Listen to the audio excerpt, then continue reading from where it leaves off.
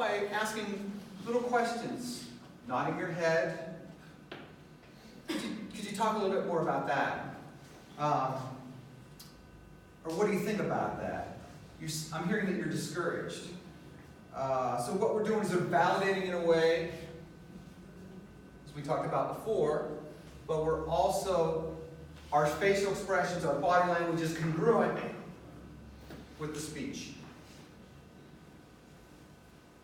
Those are the 8 types of supportive communication. Do you see how that could potentially make you a happier person?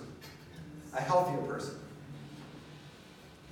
Do you see how if you use these, if you understand these, you could be very effective in the jobs that you're doing? Right? Because most people don't know this stuff. Each one of these is a leadership quality. It's our understanding and our belief that all of you guys will be in leadership positions probably sooner rather than later. And the reason is because you'll be practicing this. This will get you there faster. So, there are tests. And we talked a little bit about this before.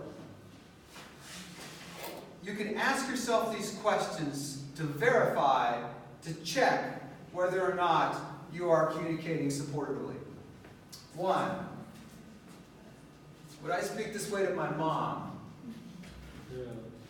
Would I be sarcastic? Would I cut her off when she's talking? Would I make global statements like, Mom, you don't know what you're talking about? Probably wouldn't, right? So don't do it.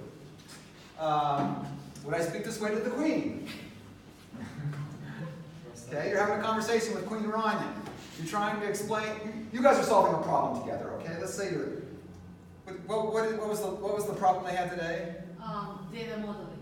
Data modeling. You're data modeling with the Queen. Right. Okay, then. How would you talk to her in reaching a solution?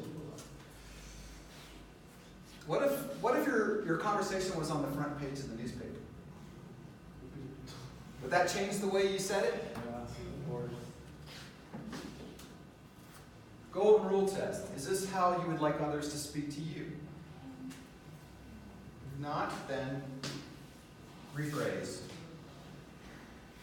Ask yourself if the speech is you've communicated in a way that gives you an advantage, Benefits. a benefit. And if the answer is yes, rephrase. Are you practicing what you preach? You're telling me to use supportive communication, but are you using supportive communication?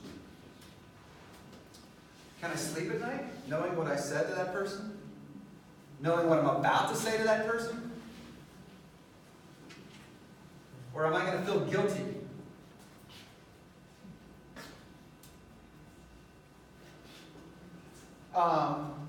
And it's all sort of grounded on this concept of empathy. Just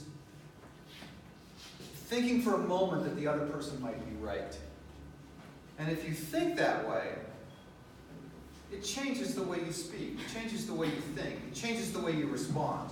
Just even if they're not right, even if you're pretty clear that they're not, their feeling is that they're right, or that they're on the right path. So engage with them for a moment, even if it's just long enough for them to discover it's a dead end, that it's not right. And then that's a win for everyone. Right? You were more patient. It was self-discovery. It was a fail for them that they learned by. So these are the reasons why supportive communication, these are the reasons why people are happier, healthier, and all of that. It has a lot to do with the way we talk, the way we respond to one another. And we have Rosetta, Pennsylvania as a classic case study of how supportive communication, how this sort of working together in conversation, through conversation, to achieve a common problem can lead to these really cool outcomes. Any questions?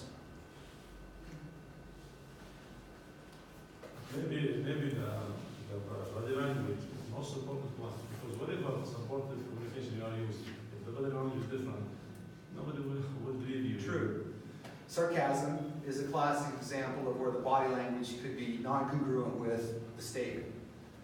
Supportive listening, also, that pulls a lot of body language into it. You guys are part of what's called a high context culture. Does anybody know what that means, high context? Context culture. High context culture, as opposed to low context culture. So there are a variety of cultures, like in one place? There's two ways to sort of move through life, make sense of the world. Starting with low context. Think robot. Just the facts. Very mechanical. Very, just line them up, knock them down. No small talk. Germans.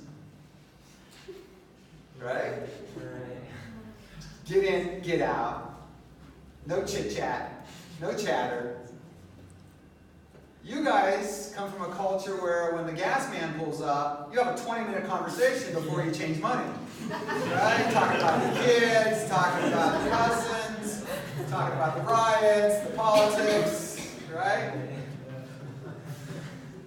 And it's a difference in how you like to make sense of the world. You're a verbal culture.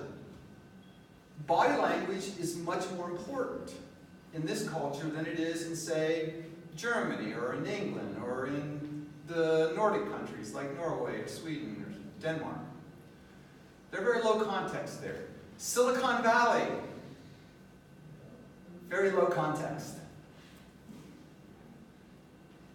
The joke is, the stereotype is, the programmer with zero social IQ can't carry on a conversation because he sat in his basement for the last 19 years teaching himself how to code, right? And didn't interact with people. So, one of the advantages that you guys have, if you can put the two together, programming and high context culture, your worth is very high because that's not common. Many programmers around the world are complete idiots when it comes to social intelligence.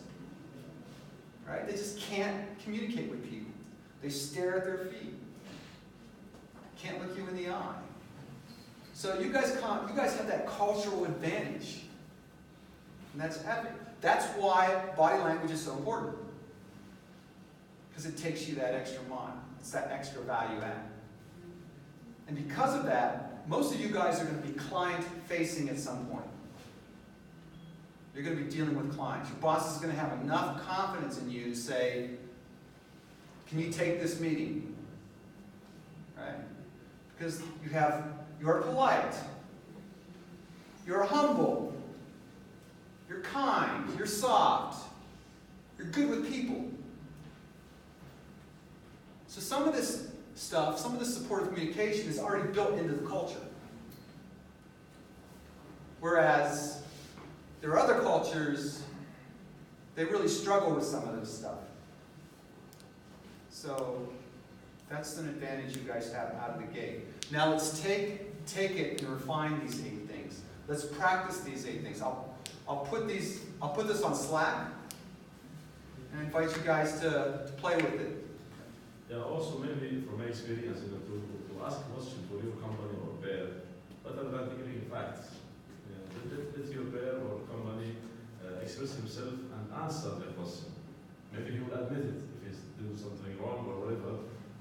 That's better way to giving facts. Yes. Giving facts, that means you are you are the only one who knows the truth. What he is describing is Socratic dialogue. What's that? What he is describing is Socratic dialogue. Yeah. So there was a guy named Socrates, right? Right. So answering a question with a question. Leading a person into a conclusion simply by asking questions. Right? You come to me and you're saying, Mr. Hugh, the world is flat. Like, okay, I'll buy that for a second. Okay, if the world is flat, how come the water doesn't run over the edges and just And then, of course, he has to think, well, that's a good question. Maybe there's a wall around it. Okay, well, have we ever seen this wall? Okay, well, maybe the laws of physics change as we get to the edge of the disk, if you will. Cartoon physics. And so